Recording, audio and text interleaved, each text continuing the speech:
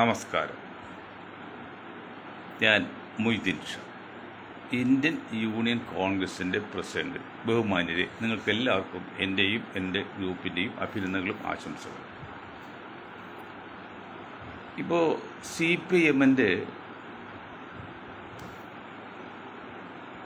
ദേശീയ സമ്മേളനം, അതായത് പാർട്ടി കോൺഗ്രസ് കഴിഞ്ഞു. കൊടിയിറങ്ങിയപ്പോൾ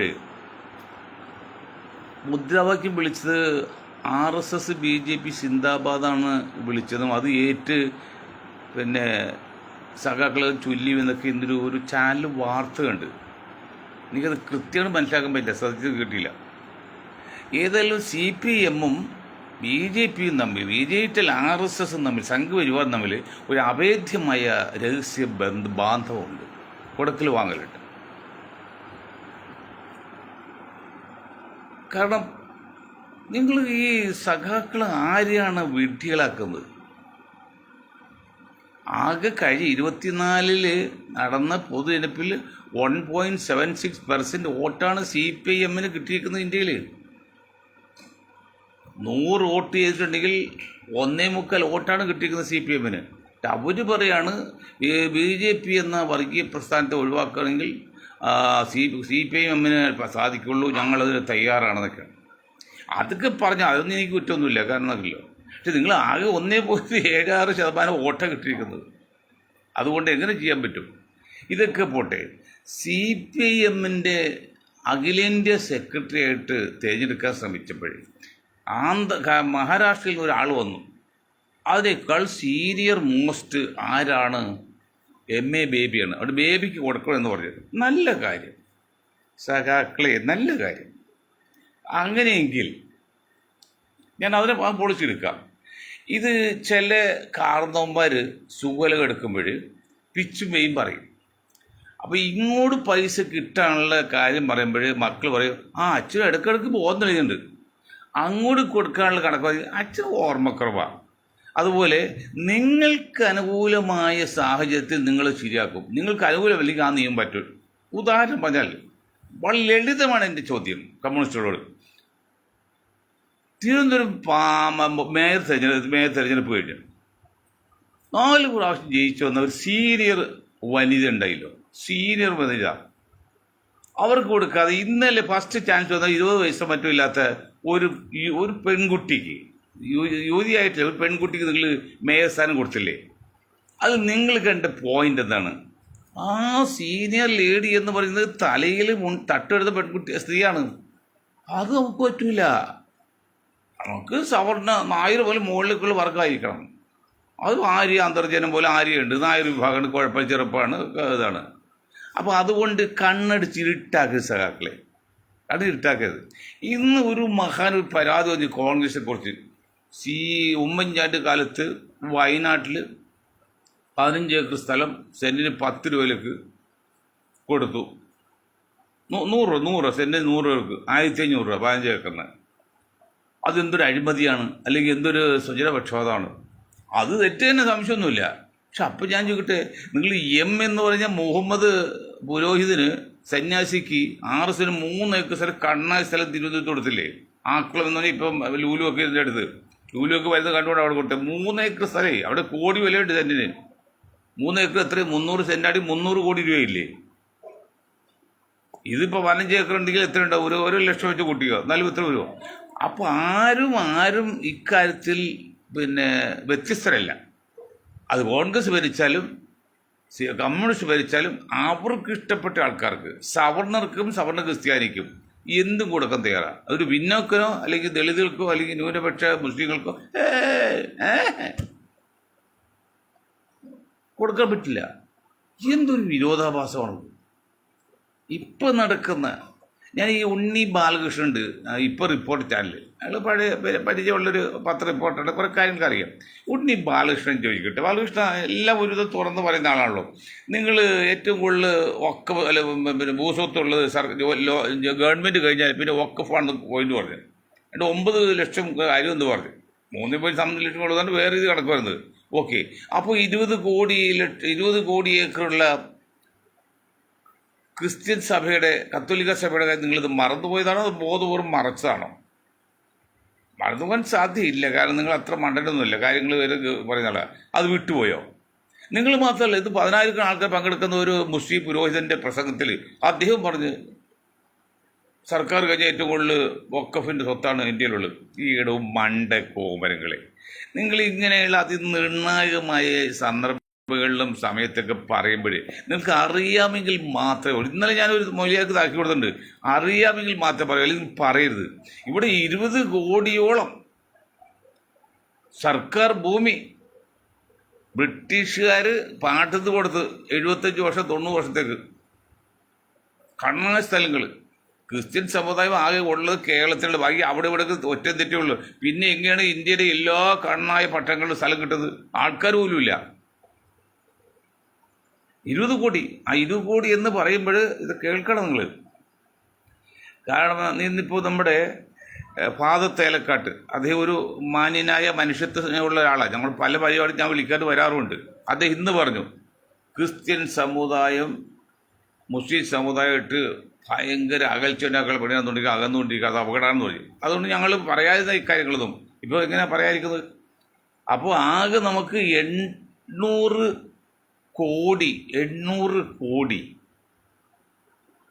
ഏക്കർ ഭൂമിയാണ് ഇന്ത്യയിലുള്ളത്. 800 കോടി ഏക്കർ. 3 ലക്ഷം ഹെക്ടറാണ്, കിലോമീറ്ററാണ്. പക്ഷേ ഒരു കിലോമീറ്റർ തമ്മിൽ 25 ഏക്കറാണ്, അല്ല 250 ഏക്കറാണ്. അപ്പോൾ 250 കോടിക്ക് ഏതാണ്ട് 800 കോടി ലാൻഡാണ് ഉള്ളത്. ആ 800 കോടി ലാൻഡിൽ 20 കോടി എന്ന് പറഞ്ഞാൽ ആ 800നെ 20 കൊണ്ട് ആയിരിക്കും 40 ഇരട്ടിയല്ലേ? 40 ഇരട്ടി. 40 ഇരട്ടിയിൽ 1:40. അതായത് 40 ഏക്കർ നമ്മുടെ ഭൂമിയിൽ ആകെയുള്ള സ്വത്ത് 40-ൽ 1 ഈ കത്തോലിക്ക സഭയുടെ കയ്യിലാണ്. എങ്ങനെ വന്നു? ഇന്നിപ്പോൾ ഒരു അച്ഛൻ പറഞ്ഞു, അതൊക്കെ ഞങ്ങൾ കാശ് കൊടുത്ത് വാങ്ങി അധ്വാനിച്ചിട്ടുണ്ടാക്കി പിടിയിൽ വെച്ചിട്ടുണ്ടാക്കിയാണ്. നമുക്കറിയാമല്ലോ അച്ഛന്മാരെ അധ്വാനം എങ്ങനെയെന്നൊക്കെ.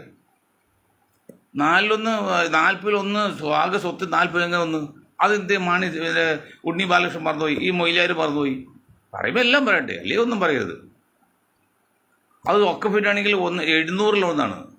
അതായത് 30 കോടിയോളം വരുന്ന മുസ്ലിങ്ങൾക്ക് ഉള്ളത് 1 ഏക്കർ ഭൂമിയാണ് ആവറേജ് ഉണ്ടെങ്കിൽ 1 കോടിയുള്ള കത്തോലിക്ക സഭയ്ക്ക് 220 കോടിയാണ്. അപ്പോൾ ഒരു 1:700 വരും.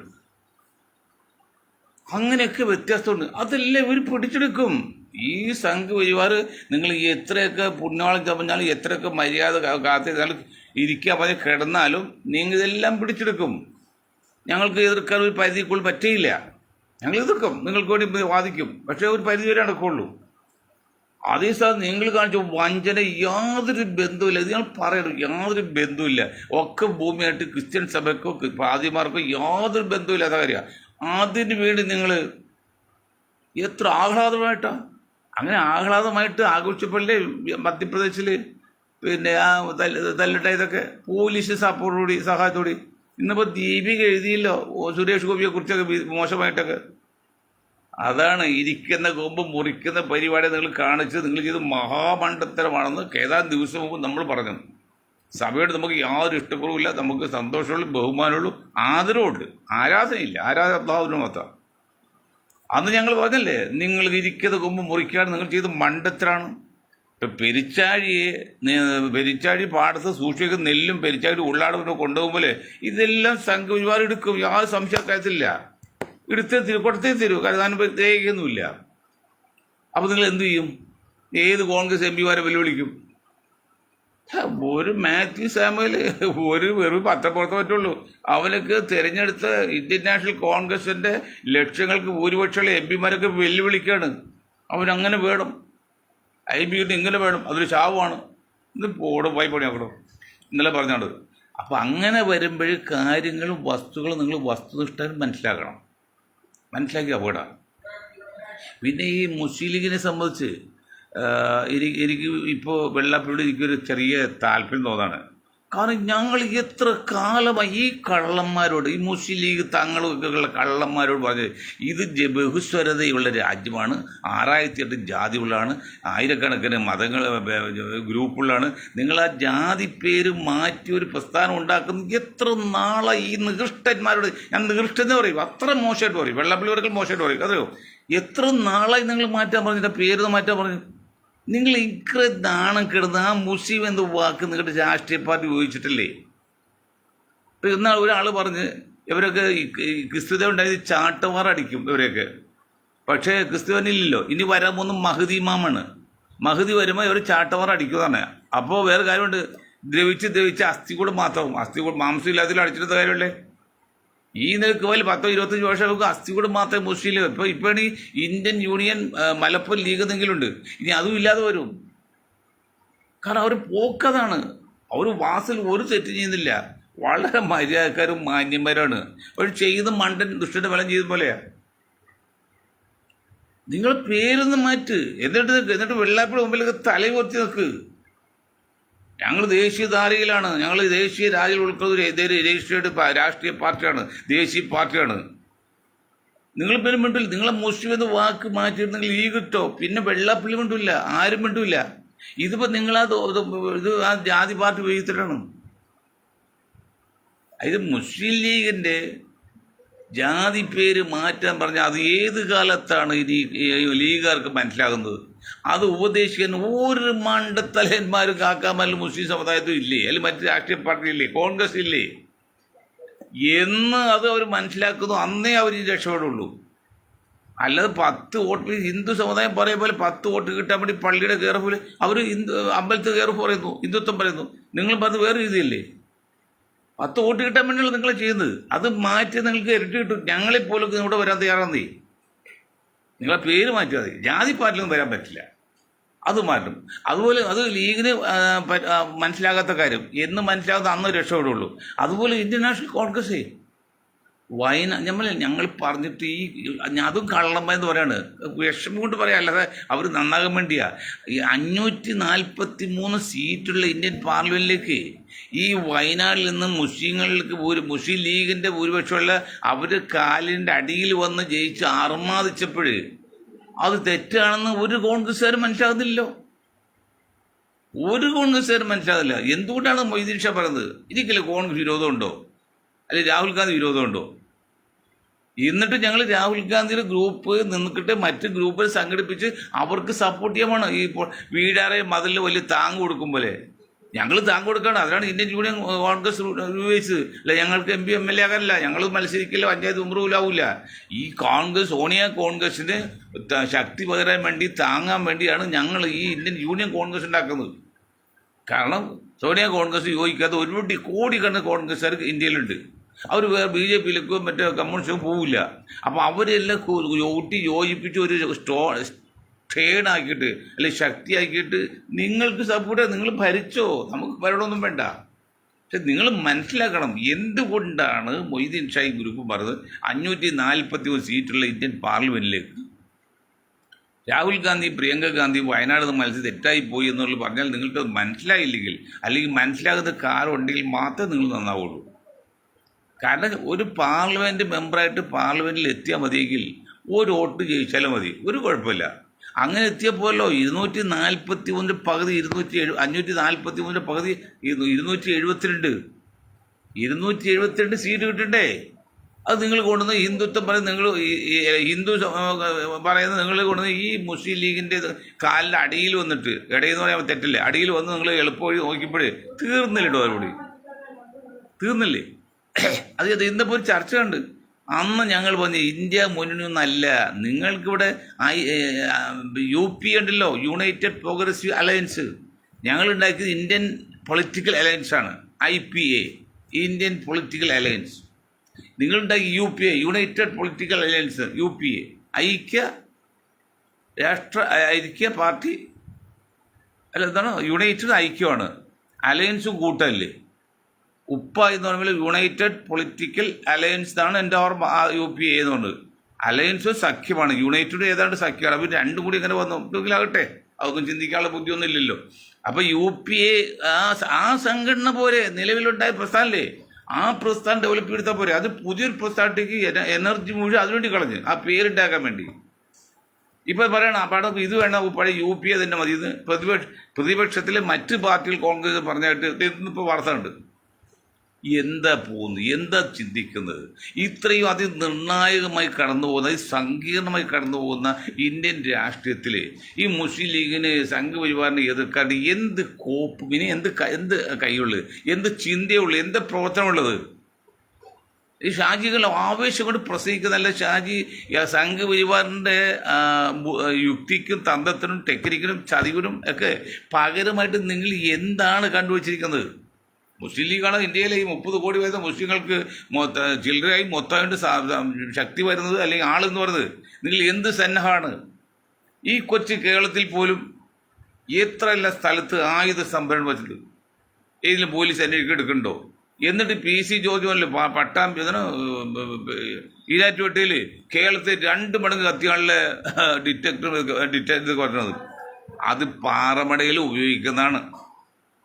ഞാൻ പാറമട അസോസിയേഷൻ്റെ എനിക്കറിയാം പാറമടയിൽ ഉപയോഗിക്കാനൊക്കെ. അതുകൊണ്ട് പ്രത്യേകിച്ചും ഇത് വാങ്ങിച്ച് സ്റ്റോക്ക് ചെയ്യും. കരിമരുന്ന് ഇപ്പം അത് പാറ പൊട്ടിക്കാലോ, ശക്തി തന്നെയാണ്. അത് അനധികൃതമാണ്. ചോദ്യം ചെയ്തോ ശിക്ഷിച്ചോ നമുക്ക് കുഴപ്പമൊന്നുമില്ല. അങ്ങനെയാണെങ്കിൽ പോലും അത് അനധികൃതമാണെങ്കിൽ ശിക്ഷിച്ചോ നമുക്ക് വരാതില്ല. പക്ഷെ അത് ജോർജ് വനത്ത് അതിനേക്കാൾ മാരകമായിട്ട് ആയുധ ശേഖരമുള്ള എത്ര ബിൽഡിങ്ങുകൾ കൊച്ചു കേരളത്തിൽ പോലും ഉണ്ട്. അവർ വടക്കേറ്റിലെ കാര്യം പറഞ്ഞിട്ടല്ലോ, അതിനെക്കുറിച്ച് ആരും മിണ്ടുന്നുണ്ടോ? തികച്ചും ചതിവിൽ കൂടിയല്ലേ സംഘപരിവാറും ഫാസിസം വരുന്നത്. അതിനാണല്ലോ ഫാസിസ്റ്റ് പറഞ്ഞല്ലേ. ഇവർ ഫാസിസ്റ്റ് പറയില്ലല്ലോ. ജനാധിപതിയിൽ വരികയാണെങ്കിൽ ഇവർ ഫാസിസ്റ്റുകൾ പറയില്ലല്ലോ. അങ്ങനെ അപ്പോൾ അവർക്ക് എന്ത് ചെയ്തും അധികാരത്തിൽ കയറണം, പണം ഉണ്ടാക്കണം, പ്രതാപം ഉണ്ടാക്കണം എന്നുള്ളതാണ്. അല്ല യാതൊരു തത്വദീക്ഷയോ മതപര സ്നേഹമോ ജാതി സ്നേഹമോ ഒന്നുമില്ല. അറിയാലോ. അങ്ങ് നിൽക്കുമ്പോൾ ഇപ്പം കേരളത്തിൽ ലേറ്റസ്റ്റ് എന്ന് വെച്ചാൽ കേരളത്തിൽ ഞാൻ ഇന്നലെ പറഞ്ഞല്ലോ, ഞങ്ങളുടെ ഗ്രൂപ്പ് പറഞ്ഞല്ലേ MA ബേബി എന്നപ്പോൾ ഒരു ചാനൽ പറഞ്ഞു MA ബേബിയെ അനാഘ എന്ന പെൺകേസിൽ മേഘ എന്ന പെണ്ണ് വീരാന്നൊക്കെ പറഞ്ഞു. ഞാൻ എടുത്തപ്പോൾ എനിക്ക് പരിപാടി തുടങ്ങിയാന്ന് വേണ്ടില്ല. അതൊക്കെ എന്തോട്ടെ പേഴ്സണൽ കാര്യം. അപ്പോൾ ബേബിയെ പിണറായി സഖാവിൽ നിന്ന് രക്ഷിക്കാൻ വേണ്ടിയാണ് ഇപ്പോൾ ആ കേസ് എടുത്തിട്ട്. അത് സംഘപരിവാർ ബേബി തമ്മിലുള്ള അഡ്ജസ്റ്റ്മെൻ്റാണ്. നിങ്ങൾക്കറിയോ, അത് ക്രിസ്ത്യൻ സഭയായിട്ട് ബന്ധമുണ്ട്, കാസിയായിട്ട് ബന്ധമുണ്ട്. ഇതൊക്കെ ചെയ്ത് ബേബി ഇപ്പോൾ ഏതാണ്ട് ഈ കാസിയുടെ അല്ലെങ്കിൽ ക്രിസ്ത്യൻ സമുദായത്തിന് അല്ലെങ്കിൽ പച്ചമാർക്കോ ഒരു സോഫ്റ്റ് കൊണ്ടുവരും വന്നു. അപ്പോൾ ആ വിങ് അവർ സുരക്ഷമാക്കി. വെള്ളാപ്പള്ളിയാണ് കേന്ദ്ര ഗവൺമെൻറ് കയ്യിലെടുത്ത്, സ്റ്റേറ്റ് ഗവൺമെൻറ് കയ്യിലെടുത്ത്. മുസ്ലിം ലീഗ് നിങ്ങൾ ഏത് ഗവൺമെൻറ് കയ്യിലെടുത്ത്? അങ്ങനെ നിങ്ങൾ ചിന്തിക്കുന്നുണ്ടോ? ഇല്ല. അതാ നിങ്ങൾ കാണിക്കുന്ന മണ്ടത്തരത്തിന് ഈ മുസ്ലിം സമുദായം മുഴുവൻ വില കൊടുക്കുന്നു. വെള്ളാപ്പള്ളിയൊക്കെ മലപ്പുറം ജില്ലയിൽ വന്ന് ഈ മുഖത്ത് നോക്കി ഇത്ര കൊഞ്ഞനം കാണിച്ച് നിങ്ങളുടെ പ്രതിഭ ചിത്രം കത്തിക്കണമെങ്കിൽ, നിങ്ങളുടെ ഫോട്ടോ കത്തിക്കണമെങ്കിൽ നിങ്ങളുടെ കഴിവേറ്റ് ലക്ഷണങ്ങളാണ് കാണുന്നത്. കഴിവുണ്ടെങ്കിൽ നിങ്ങൾ മുഖത്ത് നോക്കി വെള്ളാപ്പള്ളി പറയുമോ? 40-40% ഈ സമുദായം, ഈ വർഗം 40% ഈ വർഗമുള്ള അതിൻ്റെ കപ്പാസിറ്റി നിങ്ങൾക്കറിയാതെ പോയി. പക്ഷെ വെള്ളാപ്പള്ളി 23% ഉള്ളൂ. എന്നിട്ടാണ് അത് 2-3 ഗ്രൂപ്പാണ്. തീര് വേറെ, ചോൻ വേറെ, ഈഴവൻ വേറെ, അങ്ങനെയൊക്കെയാണ്. എന്നിട്ടും അവരുടെ മുമ്പിൽ നിങ്ങൾ മുട്ടുകുത്തിപ്പോയില്ലേ? എന്താ കാരണം? നിങ്ങൾ ആ പേര് മുസ്ലിം എന്ന ജാതി പാർട്ടി ഉപയോഗിക്കുന്നതാണ്. നിങ്ങൾ തലയുയർത്തി നിൽക്കായിരുന്നു. ഇന്ത്യൻ യൂണിയൻ മൈനോറിറ്റി ലീഗ് അല്ലെ അതുപോലെ ഒരു ദേശീയ പാർട്ടി ഇട്ടിട്ടുണ്ടെങ്കിൽ ഇവിടെ കേരള കോൺഗ്രസ് നിങ്ങൾ ബുദ്ധി ഉണ്ടെങ്കിൽ മനസ്സിലായി. കേരള കോൺഗ്രസ് തനി ജാതി പാർട്ടിയാണ്. പക്ഷെ അവർ ജാതി പറയുന്നുണ്ടോ? ഹിന്ദുത്വ പാർട്ടിയാണ് BJP. അവരിൽ ജാതി പറയുന്നുണ്ടോ? ഭാരതീയ ജനതാ പാർട്ടി എന്ന് പറഞ്ഞത്. നിങ്ങൾ മാത്രമല്ല ഈ മുസ്ലിം എന്ന ജാതി പേര് ഉപയോഗിക്കുന്നുള്ളൂ. എത്ര കാലമായി ഞങ്ങൾ പറയുന്നത്? ഇത് എല്ലാം നശിച്ച് പോയതിന് ശേഷമാണ് നിങ്ങൾ തീരുമാനിക്കുക. അപ്പോഴേക്കും എല്ലാം പോയി കഴിഞ്ഞു. വെള്ളം ഒഴുകി പോയതിന് ശേഷം അണ കെട്ടിയിട്ട് കാര്യമുണ്ടോ? എല്ലാം നിങ്ങൾ നശിപ്പിച്ചു. ഇപ്പോൾ ഇന്ത്യൻ യൂണിയൻ മുസ്ലിം ലീഗ് പോയി ഇന്ത്യൻ യൂണിയൻ മലപ്പുറം ലീഗായി. തെറി മുഴുവൻ കേൾക്കുന്നത് നിങ്ങളാണ്. താങ്കൾ കുഞ്ഞാലൊക്കെയാണ് ആ പേരുകൾ. ഇതെല്ലാം കഴിഞ്ഞ് നിങ്ങൾക്ക് ബോധോദയം ഉണ്ടാവും. പിന്നെ ഏതാണ് ലാസ്റ്റ് ഇറങ്ങുന്ന ആളുണ്ടല്ലോ ഇമാം മഹദി ഒന്നും ഇറങ്ങേണ്ട ആവശ്യമില്ല. അത് ഭംഗി എന്താണ് പറഞ്ഞാണ്, അല്ലാതെ നിങ്ങൾക്ക് അനുഭവിക്കാൻ കിട്ടും. പക്ഷെ ഇപ്പോൾ നീണ്ടു പോകും. അപ്പോൾ നിങ്ങളെല്ലാം ഇല്ലാത്ത അവസ്ഥയായി. എല്ലാം ഇല്ലാത്ത അവസ്ഥ. ഞാൻ ഒരു കാര്യം പറയാം. ഈ എറണാകുളം പട്ടണത്തിൽ സൗത്ത് റെയിൽവേ സ്റ്റേഷൻ എടുത്ത് അല്ല രവിപുരം ഭാഗത്ത് ഒരു ബിൽഡിംഗ് ഒരു 10-30 സെൻറ്റ് സ്ഥലം 10-12 കെട്ടിടം പണിത്. 2 പ്രദേശത്താണ്. നെറ്റോ ഫാമിലിയാണ്. അങ്ങനെ പണിത് കാശില്ലാതെ ഇപ്പോൾ അത് നിന്നുപോയപ്പോൾ ഒരു അനുജൻ പറഞ്ഞ് വിൽക്കാന്ന് പറഞ്ഞു. അപ്പോൾ ചേട്ടൻ സമ്മതിക്കില്ല. അങ്ങനെ വർഷങ്ങൾ നീണ്ട്. പിന്നെ ചേട്ടൻ വിൽക്കാൻ സമ്മതിച്ചപ്പോൾ അനിയൻ സമ്മതിക്കില്ല. അപ്പോഴും വർഷമുണ്ട്. അങ്ങനെ ഏതാണ്ട് 30 വർഷം കൊണ്ട് അത് ഇവിടുന്ന് ജപ്തി ചെയ്ത് നശിച്ചു പോയി. ഇപ്പോൾ ആരോ കൈവശപ്പെടുത്തി. അതുപോലെ നിങ്ങൾ എല്ലാം നശിച്ചതിന് ശേഷം നിങ്ങളെ പേര് മാറ്റുള്ളൂ. എന്ത് ലാഭമാണ് നിങ്ങളത് കിട്ടുന്നത്? ഞാൻ പറയും മുസ്ലിം സമുദായത്തിൽ മുസ്ലിം എന്ന പേരിന് യാതൊരു കുഴപ്പമില്ലതേ. അതൊരു ലോകത്ത് അറിയപ്പെടുന്ന മതമാണ്. മറ്റേതൊരു മതത്തോടൊപ്പം തന്നെയോ ഒരു പടി മുന്നിലുമാണ്. അതിലൊന്നും സംശയമില്ല. ഞാൻ മുസ്ലിമാണെന്ന് പറയാൻ എനിക്ക് അഭിമാനമുള്ളൂ. ഞാൻ ഇന്ത്യക്കാരെന്ന് പറയാൻ എനിക്ക് അഭിമാനമുള്ളൂ. ഒരു കുഴപ്പമില്ല. പക്ഷെ നിങ്ങൾ എന്താണ് മുസ്ലിം എന്ന പേര് മാറ്റാത്തത് പാർട്ടിയിൽ നിന്ന്? എത്ര പറഞ്ഞിട്ടും ഈ ശബ്ദം കേൾക്കുന്ന കോടിക്കണക്കിന് ആൾക്കാർ അറിയുന്നതിൽ ഒരു മനുഷ്യനെങ്കിലും ഈ തങ്ങളിയോ കുഞ്ഞാക്കാനോ ഉപദേശിക്കാൻ പാടില്ലേ? എൻ്റെ കാര്യകാരനെ സഹിതം പറഞ്ഞേ ഞങ്ങൾക്ക് പറഞ്ഞ് മനസ്സിലാവും. ഞങ്ങൾ ചെറിയ ആൾക്കാർ, ബുദ്ധിയുള്ളവരും പണക്കാരും അവരൊപ്പമുള്ള പണക്കാരുടെ കള്ളന്മാരുടെ ഒരുപടി മുസ്ലിങ്ങൾ കേരളത്തിൽ ഒരു കള്ളനെങ്കിലും വിളിച്ച് രഹസ്യമായിട്ട് കുഞ്ഞാലിക്കുട്ടി വിളിച്ച് കുഞ്ഞാലിക്കുട്ടി സാഹിബ് ഇതിങ്ങനെയാണ് കാര്യം, അയാൾ മണ്ടനാണ് എങ്കിൽ അയാൾ പറഞ്ഞതിൽ കാര്യമുണ്ട് എന്ന് പറഞ്ഞ് ഒന്ന് മാറ്റി നിങ്ങളെ പേരൊന്ന് മാറ്റി ഒരു പത്രപ്രസ്താവന നടത്തിയാൽ പിന്നെ നിങ്ങളുടെ മൂത്തോക്കിലാരും. പിന്നെ നിങ്ങൾ രാജാവാണ്, നിങ്ങൾ തന്നെ മുഖ്യമന്ത്രി. കാരണം 40% ഉണ്ട്. അതിൽ 38% വോട്ടുണ്ട്. 30% വോട്ട് 30% കൂടി താഴെ കിട്ടിയാൽ ഭരിക്കും അവിടെ. ഇപ്പം 3 ഗ്രൂപ്പ് ഏതാണ്ട് വലിയ വ്യത്യാസം നിൽക്കുന്നുണ്ട്. അതുപോലും നിങ്ങൾക്ക് മനസ്സിലാകുന്നില്ലല്ലോ.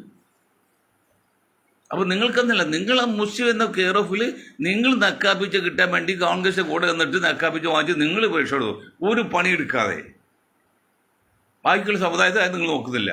ഇനിയിപ്പോൾ ഒരു കാര്യം മനസ്സിലാക്കണം, സംഘ് പരിവാർ നിങ്ങൾ പോയത് കുറ്റം വേണ്ട, അവരൊക്കെ പശ്ചാത്ത പണിയെടുക്കുന്നുണ്ട്.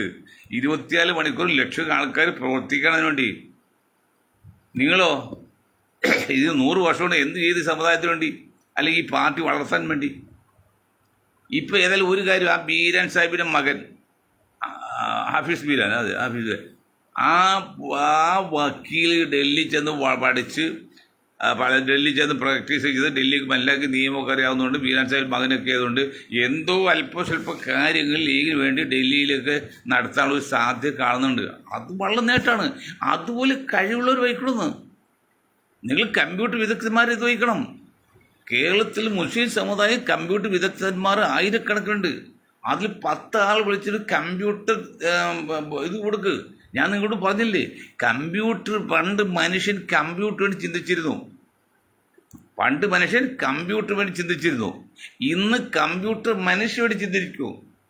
അതേ കമ്പ്യൂട്ടർ നയിക്കുന്ന ഒരു ശക്തി ലോകത്ത്, അതാണ് മാത്സിൽ കണക്ക്. അങ്ങനെയുള്ളൊരു ലോകത്ത് അപൂർവമുള്ളൂ. അങ്ങനെ മിടുക്കരായ ആയിരക്കണക്കിന് ആൾക്കാരുണ്ട് മുസ്ലിം സമുദായത്തിൽ തന്നെ. ഈ മുസ്ലിം സമുദായത്തിലേക്ക് അന്യ സമുദായത്തിൽ ശമ്പളം കൊടുത്ത് വയ്ക്കുക. എന്നിട്ട് നിങ്ങൾ ഐഡിയ പറയും, അവർ ചെയ്തു തരും. രമേശ് ഗഫൂർ പറഞ്ഞില്ലേ, അവർ കോളേജിൻ്റെയൊക്കെ പ്രൊഫസർ ഒരു ഹിന്ദു ഇതാണ്. കാരണം എന്താ ശമ്പളം കൊടുക്കണ്ട, അപ്പോൾ അവരെ കഴിവ് കാണിക്കും. അപ്പോൾ കാണിക്കുക. എന്നിട്ട് നിങ്ങൾ കമ്പ്യൂട്ടർ യുഗത്തിൽ നിങ്ങൾ ഈ ബിരിയാണി മാത്രം തിന്ന് കഴിച്ച് അവിടെ വരുന്നവർക്ക് വെറുതെ കൊടുക്കുന്നവർക്ക് എന്തെങ്കിലും സംഭാവന കൊടുത്ത് അത് പോരാ. ഭക്ഷണം കൊടുത്താൽ വിശപ്പ് കുറവും, സമുദായം നന്നാവില്ല. എന്നോട് ചില പറഞ്ഞല്ലോ, നിങ്ങൾ ഈ പ്രായം 77 ഈ പ്രായത്തിൽ നിങ്ങൾ ദിക്കുകയിൽ പള്ളിയിരിക്കുന്ന സമയം ഇടുക. നിങ്ങൾ എന്തിനാണ് ഇപ്പോൾ രാഷ്ട്രീയം പറഞ്ഞ് നടക്കുന്നത്? ശരിയാണത്. ഞാൻ ഒന്ന് പറഞ്ഞോട്ടെ, ഞാൻ പൊളിറ്റീഷ്യനാണ്, ജാതി മാത്രം പറയാൻ പാടില്ല. എങ്കിലും ഒരാണ് നമ്മൾ വീട് വയ്ക്കും, വാതിൽ വയ്ക്കുന്നുണ്ട്. എന്തിനാണ്? കടന്ന് നടക്കാൻ, വെളിച്ചം കിട്ടാൻ. പക്ഷെ നമ്മുടെ നെയ്യത്ത് മീൻ നമ്മുടെ പ്രതിജ്ഞ പടച്ചോനെ ഇത് പള്ളി കൊടുക്കുമ്പോൾ വാങ്ങി വിളി കേൾക്കാൻ വേണ്ടിയാണ് നെയ്യത്തോട് കട്ട്ല വെച്ച് കഴിഞ്ഞാൽ നമുക്കൊരു കൂലി കിട്ടുകയും ചെയ്യും, കടന്നു നടക്കുക. അപ്പോൾ ഞങ്ങൾ പ്രവർത്തിക്കുന്ന ഓരോ കാൽപ്പാടുകളിലും പടച്ചോനെ ഞാൻ സാമ്പത്തികമായിട്ട് വേണ്ടി പേരെടുക്കാനില്ല. ഈ സമുദായത്തിന്, പ്രത്യേകിച്ച് സമൂഹത്തിനും, അതായത് സമുദായം രണ്ടും നമ്മൾ നോക്കണം. സമൂഹം എന്നത് പബ്ലിക്കാണ്, സമുദായം അവനവൻ്റെയാണ്. അപ്പോൾ ഈ സമുദായത്തിനും സമൂഹത്തിനും എന്തെങ്കിലും നേട്ടം കിട്ടിയിട്ട് അതൊരു സൽക്കർമ്മമായിട്ട്, സൽക്കർമ്മം വെച്ചാൽ നല്ല ഇബാദത്തായി കണക്കാക്കിയത് പ്രതിഫലം തേണ്ട റബ്ബ് എന്നാണ് എൻ്റെ പ്രാർത്ഥന. ഞാൻ പഞ്ചായത്ത് മെമ്പർ ആകാൻ വേണ്ടിയല്ല, പണക്കാരാകാൻ വേണ്ടിയല്ല, എനിക്ക് രണ്ടും താല്പര്യമില്ല. തന്നെയല്ല, ഈ മൂന്നാറിൽ സായിപ്പ്മാർ ഭരണകാലത്ത് ഈ ചെമ്മീൻ നന്ദൻ ചെമ്മീൻ വെളുത്ത ചെമ്മീനാണ്. അപ്പോൾ അവിടുത്തെ ആദിവാസികൾ ഈ നന്ദൻ ചെമ്മീനിട്ട് അരിച്ച് കറി ഉണ്ടാക്കാൻ പോകണം. അപ്പോൾ ഈ സാഹിബ് കണ്ട് സാഹിബ് വിളിച്ചുകൊണ്ടിട്ട് പറഞ്ഞു, എന്താ നിങ്ങൾ കാണിക്കുന്നത്, ഇതൊക്കെ വിഷാംശമുള്ളതല്ലേ, വാ എൻ്റെ കൂടെ വരെന്ന് പറഞ്ഞു. ഒരു ഉണക്ക കുരുമുളകിൻ്റെ പകുതി കൊടുത്തിട്ട് പറഞ്ഞ് ഇതെൻ്റെ കൂടെ ചേർക്കുക അല്ലെങ്കിൽ അപകടമെന്ന് പറഞ്ഞു. അപ്പോൾ ഈ ചെന്ന ആദിവാസി പറഞ്ഞു, അതിൻ്റെ പൊന്ന് സായിപ്പേ, ഞങ്ങൾ ഒരു കൈ കൊണ്ട് ഒരു വാളം ഈ ചെമ്പിടും, മറ്റേ കൈ കൊണ്ട് ഒരു വാളം കുരുമുളകിടും, അങ്ങനെ മൊത്തം അരക്കണത് എന്ന് പറഞ്ഞുകൊണ്ട് ഈ നോമ്പ് കാലത്ത് മാത്രമല്ല ഖുർആൻ ഓതുന്നുണ്ട് 24 മണിക്കൂറും. ഇപ്പോൾ എൻ്റെ ഒരു സുഹൃത്തുണ്ട്, അദ്ദേഹം പള്ളിയിൽ പോകുന്നുണ്ട്, കാലൊഴി കയറും, ചിലപ്പോൾ കാല് കഴിയാൻ കയറും, നമസ്കാരമുണ്ട്. അപ്പോൾ ഒരാൾ പറഞ്ഞു അദ്ദേഹം പള്ളിയിൽ വരുന്നുണ്ട്, ഒരിക്കലും ഒന്നും എടുത്ത് കാണുന്നില്ല, കാരണം അദ്ദേഹം 24 മണിക്കൂറും പരമാവധി ഒന്നുവിലാണ്. അതൊക്കെ നമ്മൾ ശ്രദ്ധിക്കേണ്ടത്. അത് തന്നെയല്ല, നമ്മൾ എല്ലാവരും നമസ്കാരം കഴിഞ്ഞിട്ട് 100 സലാത്ത് അല്ലെങ്കിൽ 40 സലാത്ത് 30 സലാത്ത് കൊണ്ട് അങ്ങനെയല്ല. നമ്മൾ ഉറങ്ങുന്നവരെയും സദാസമയം വെറുതെ ഇരിക്കുമ്പോൾ നമ്മൾ ദിക്ർ ലാ ഇലാഹ ഇല്ലല്ലാഹ് അല്ലെങ്കിൽ അങ്ങനെയുള്ള ദിക്കുകളൊക്കെ ഉണ്ടല്ലോ, ദിക്ർ സലാത്തൊക്കെ, അത് എപ്പോഴും ചെല്ലാം, അത് മനസ്സിൽ ചെല്ലാം. അതിന് തസ്ബീഹ് കൂടുന്നില്ല, അത് തന്നെയല്ല മറ്റുള്ള അറിയണമെന്നില്ല. നമ്മൾ ബസ് യാത്ര ചെയ്ത് പോകണം, നമുക്ക് ചിന്തിക്കാം, ചിന്തിക്കുന്നൊപ്പം തന്നെ മനസ്സിൽ അല്ലാഹ് ലാ ഇലാഹ ഇല്ലല്ലാഹ് അല്ലാഹ് ചിന്തിക്കാം. അങ്ങനെ വെറുതെ ഇരിക്കുക എന്നാൽ ഓരോ സമയം നിങ്ങൾ ചിന്തിക്കാം. അല്ല നോമ്പ് വരുമ്പോൾ പള്ളിയിൽ പോകും, നമസ്കരിക്കും, ഖുർആൻ ഓതും, അധികം മടിക്കുക, അത് മുകളിൽ വയ്ക്കും, അങ്ങനെയല്ല ചെയ്യേണ്ടത്. അപ്പോൾ മരണം നമുക്ക് ഈ നിമിഷമാകും, നാളെയാകും, മറ്റുള്ള അതല്ല. അല്ലാതെ 10, 70, 80 വയസ്സായിട്ട് പിന്നെ ഈ മറ്റൊക്കെ പൊങ്ങാതെ വരുമ്പോൾ പള്ളിയിൽ പോയി കിടക്കുക, അങ്ങനെ ചിന്തിക്കില്ലേ? അതല്ല, നമ്മൾ 24 മണിക്കൂർ നമ്മൾ ചിന്തിക്കണം, നമ്മുടെ കാന്തമാർക്ക് ചിന്തിക്കണം. ഞാൻ ഒരു കാര്യം പറഞ്ഞ് ആ വിഷയം മൊത്തം നിർത്താണ്. ഒരു സ്ഥലത്ത് ചെന്നപ്പോഴേ ഒരു യോഗത്തിൽ പ്രസംഗിച്ച് മൊയ്തീൻ ഷാ ഹജ്ജിൻ്റെ 2ാമത് ഹജ്ജിന് പോയ സമയത്ത്, അപ്പോൾ ഞാൻ പറഞ്ഞു ഞാൻ പടച്ചനെ ഓർക്കാറില്ല എന്ന് പറഞ്ഞു. 7 വയസ്സ് മുതൽ 70 വയസ്സ് വരെയുള്ള ആൾക്കാരുണ്ട്, താടി വളർന്നു നിലത്ത് കൊടുക്കുന്ന ആൾക്കാരുണ്ട്, തബലീഗൊക്കെ ഉണ്ട്. എല്ലാവർക്കും മനസ്സിൽ വിഷമമായി, ഇത്ര വലിയ വിളിച്ചുകൊണ്ടിട്ട് ഇയാൾ പറഞ്ഞു ഞാൻ പടച്ചനെ ഓർക്കാറില്ലെന്ന്. അപ്പോൾ ഞാൻ ചോദിച്ചു, എൻ്റെ പൊന്ന സുഹൃത്തെ നിങ്ങൾ ചോദിക്കുക എന്താണെന്ന്. അങ്ങനെ ഒരാൾ ചോദിച്ചു, മനല്ല മനസ്സിൽ ചോദിച്ചു, എന്താ നിങ്ങൾ അങ്ങനെ പറഞ്ഞേ? ശ്രദ്ധിക്കുക, ഓർക്കുക എന്ന് പറഞ്ഞാൽ എപ്പോഴാ? മറക്കുമ്പോഴാ. വരുന്ന മാസം 20-ാം തീയതി എൻ്റെ വാപ്പാടെ ആണ്ടാണല്ലേ, നമ്മൾ മറന്നു കിടക്കാണ്, അപ്പോൾ ഓർക്കാണ്. അല്ലെങ്കിൽ മകളുടെ കല്യാണമായിട്ട് 10 വർഷമായി, അത് മറന്നു കിടക്കും, ഓർക്കാണ്. അങ്ങനെ മറക്കാൻ പറ്റിയതല്ല അള്ളാഹു എന്നുള്ളത്, ദൈവം എന്നുള്ളത്, പടച്ചോ എന്നുള്ളത്. അപ്പോൾ മറക്കുമ്പോൾ മാത്രമേ നമ്മൾ ഓർക്കാൻ പറ്റുള്ളൂ. അപ്പോൾ മറക്കാതെ ഇരിക്കുന്ന ആളെടുത്ത് എന്തിന് അള്ളാഹുവിനെ ഓർക്കണം? അതാണ് ഇത് പറഞ്ഞപ്പോൾ എല്ലാവർക്കും ഒരു ആശ്വാസമായി. ഒരു ചോദിച്ചാൽ ഇന്നസെൻ്റ് പറയുമ്പോൾ അങ്ങോട്ട് ഇട്ട് കൊടുത്തു. എന്താണെയോ, 7 വയസ്സ് മുതൽ 77 വയസ്സുള്ള ആൾക്കാർ നിങ്ങൾ നമസ്കരിച്ചിട്ടുണ്ട്.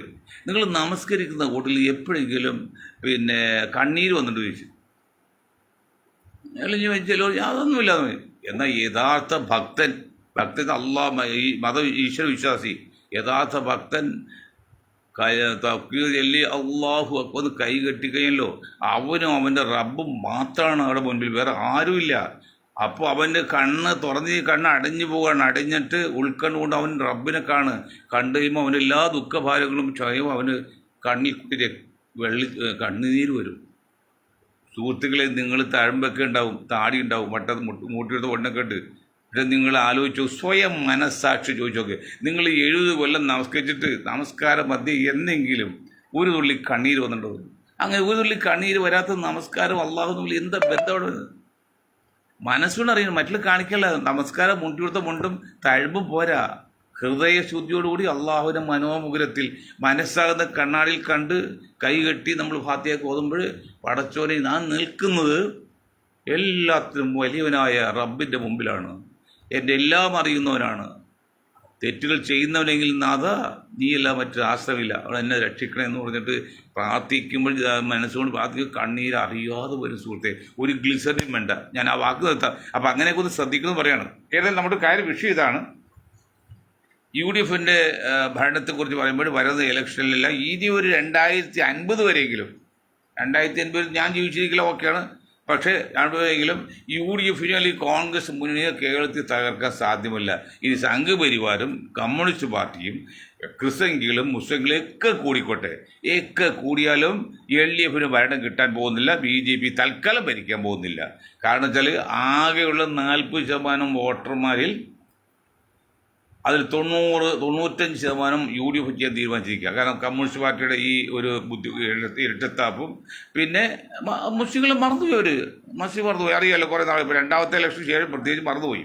കാരണം ഈ പെരുന്നാൾ കഴിഞ്ഞില്ലേ, കൊച്ചു പെരുന്നാൾ, ചെറിയ പെരുന്നാൾ, എന്തെങ്കിലും അതുണ്ടായോ?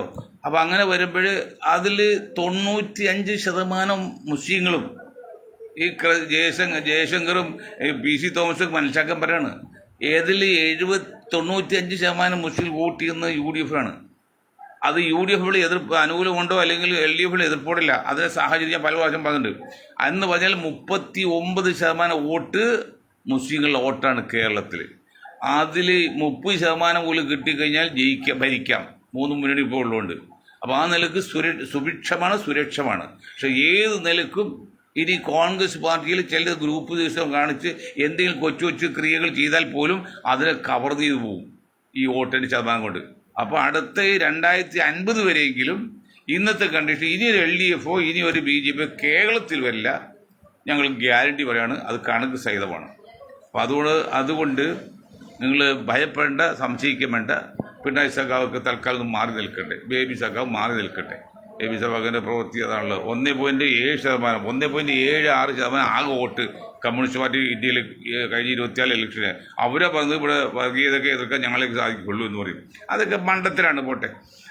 ഇത്രയും കാര്യം പറഞ്ഞുകൊണ്ട് ഞാൻ എൻ്റെ വാക്കിൽ നിർത്താൻ നിങ്ങൾക്ക് ഒരായിരം നന്ദി. ജയ് ഹിന്ദ്.